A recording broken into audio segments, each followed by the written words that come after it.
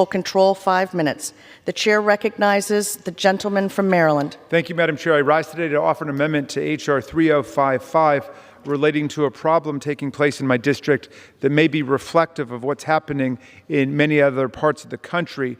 A fire station on a military installation recently experienced a devastating fire itself, but now cannot get the funds it needs to construct a new firehouse. Madam Chair, the United States spends billions of dollars every year on military projects, but we need the funds to fix and maintain the basic buildings and infrastructure that have fallen into disrepair on military installations across the country.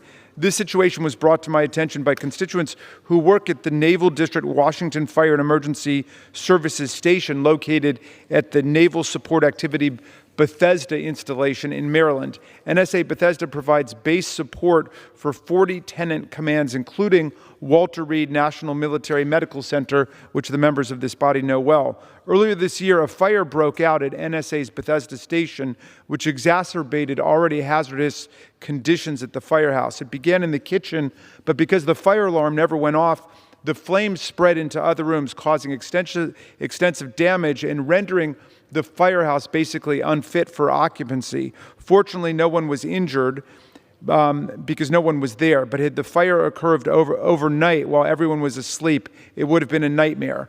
For several years prior to the fire, concerns about the safety of the firehouse, which was built in 1942, were raised by the people who live and work there. The complaints range from dangerous mold and asbestos to roof leaks, electrical problems, and structural instability. Temporary trailers erected next to the firehouse are also at a breaking point, with air conditioning units that only work intermittently, chronic mold, and leaking septic pipes. Yet the complaints of the firefighters, paramedics, and EMTs were minimized or ignored. The firefighters have been told repeatedly that there's simply no money available to renovate or to build a new fire station. In response to the hazardous conditions caused by the fire, the Naval Facilities Engineering Command simply put up some drywall and told the firefighters that the building was now ready to reoccupy. The firefighters work 48-hour shifts, sometimes longer. They're worried about the carcinogens they're being exposed to, not just when they enter into burning buildings, but when they breathe the air inside their own firehouse now. This is happening at the fire station that responds to emergencies on an installation that is home to Walter Reed, the most prominent military hospital in America.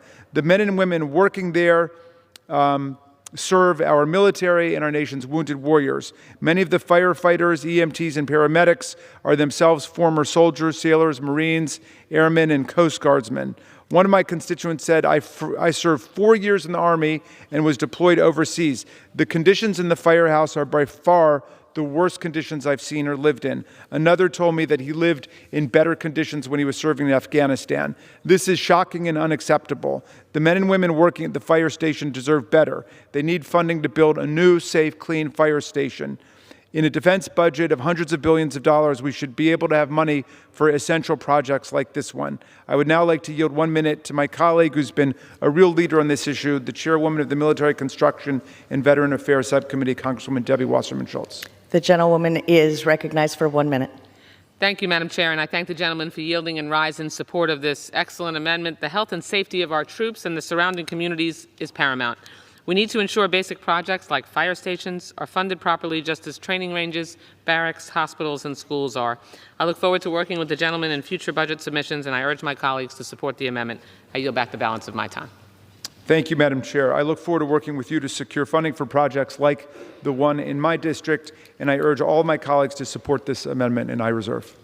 The gentleman reserves. Does anybody request time in opposition? The gentleman from Maryland is recognized. But I have nothing further if we want to move to vote. I yield back to the chair. The question is on the amendment offered by the gentleman from Maryland. Those in favor say aye. Those opposed say no. In the opinion of the chair, the ayes have it. The amendment is agreed to.